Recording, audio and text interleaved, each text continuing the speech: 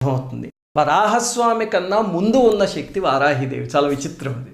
ఏమిటండి ఇంతకీ ఆ కథ అంటే, హిరణ్యాక్షుడు వారాహిదేవి కోసం తపస్సు చేస్తాడు. చేసినప్పుడు అమ్మవారు ప్రత్యక్షమయ్యి ఏం కావాలి నాయన అని అడిగితే, అమేయ పరాక్రమము అమరత్వము ఈ రెండు కావాలి అని అడిగాడు. అడిగితే అమ్మవారు నవ్వి, అమేయ పరాక్రమాన్ని నీకు ఇస్తున్నాను, మృత్యువు లేకుండా మాత్రం అమరత్వం కుదరదు, పుట్టిన ప్రతి జీవి చనిపోవాల్సిందే అని చెప్పారు.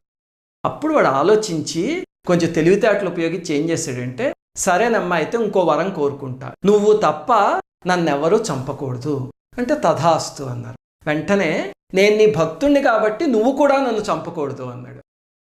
అంటే అమ్మవారు సరే తథాస్తు అన్నారు. దాంతో తెగ సంబరపడిపోయాడు. ఏదో భగవంతుణ్ణి బుల్డి కొట్టించాను అనుకునే మూఢత్వం అనమాట అది. ఇప్పుడు చూడండి, వాడు అడిగినవి, నువ్వు తప్ప నన్ను ఎవరు చంపకూడదు, నువ్వు కూడా చంపకూడదు అంటే ఇంకెవరు చంపుతారు అని దాంతో ఇంకా విర్రవీగిపోయాడు.